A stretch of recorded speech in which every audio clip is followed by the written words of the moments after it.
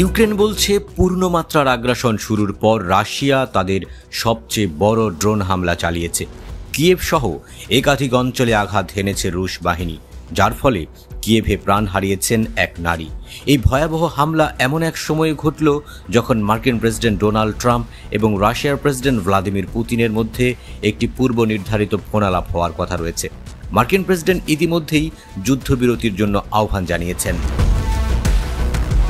এর আগে শুক্রবার তুরস্কের মাটিতে রাশিয়া ও ইউক্রেনের প্রতিনিধিরা ৩ বছরেরও বেশি সময় পর প্রথমবার মুখোমুখি হয়েছিলেন। সেখানে বন্দি বিনিময় নিয়েও একটি চুক্তির কথা হয়, অন্য কোনো বিষয়ে উল্লেখযোগ্য অগ্রগতি হয়নি। ইউক্রেনের বিমান বাহিনী জানিয়েছে রবিবার স্থানীয় সময় সকাল ৮টা পর্যন্ত রাশিয়া ২৭৩টি ড্রোন হামলা চালিয়েছে। এই ড্রোনগুলো মূলত কিয়েভ অঞ্চল এবং পূর্বে ডিনিপ্রোপেট্রোভস্ক ও দোনেৎস্ক অঞ্চলকে লক্ষ্য করে ছোড়া হয়। ইউক্রেনের বিমান বাহিনী আরও জানায় ৮৮টি ড্রোনকে আকাশেই প্রতিহত করা হয়েছে এবং আরও ১২৮টি ড্রোন নেতিবাচক পরিণতি ছাড়াই লক্ষ্যভ্রষ্ট হয়েছে। ইউক্রেন কর্তৃপক্ষ জানিয়েছে হামলায় কিয়েভ অঞ্চলের উভুকিভ জেলায় একজন নিহত হয়েছেন এবং অন্তত ৩ জন আহত হয়েছেন, যাদের মধ্যে একজন ৪ বছর বয়সী শিশুও রয়েছে। এর আগে পূর্ণমাত্রার আগ্রাসনের তৃতীয় বার্ষিকীতে গত ২৩শে ফেব্রুয়ারি রাশিয়া ২৬৭টি ড্রোন হামলা চালিয়েছিল, যা এতদিন পর্যন্ত বৃহত্তম হামলা হিসেবে গণ্য হতো। অন্যদিকে রাশিয়ার সামরিক বাহিনী দাবি করেছে তারা রবিবার ভোররাত এবং রবিবার সকালে ২৫টি ইউক্রেনীয় ড্রোন ভূপাতিত করেছে। জার্মানির চ্যান্সেলর ফ্রিডরিখ মের্জ রবিবার জানিয়েছেন তিনি এবং যুক্তরাজ্য, ফ্রান্স ও পোল্যান্ডের নেতারা সোমবার সকালে পুতিনের সাথে কথা বলার আগে ট্রাম্পের সাথে একটি ভার্চুয়াল বৈঠক করবেন।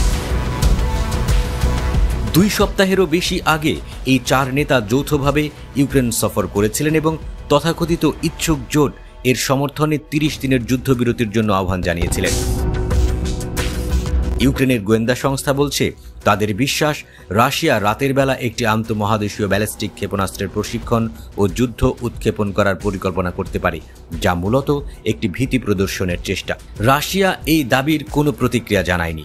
ইউক্রেনের কর্মকর্তারা শনিবার রাতেই হামলাকে ইঙ্গিতবাহী বলে মনে করছেন। তাদের মতে আন্তর্জাতিক চাপের মুখে যুদ্ধবিরতির আহ্বান জানানো সত্ত্বেও রাশিয়ার যুদ্ধ থামানোর কোনো অভিপ্রায় নেই।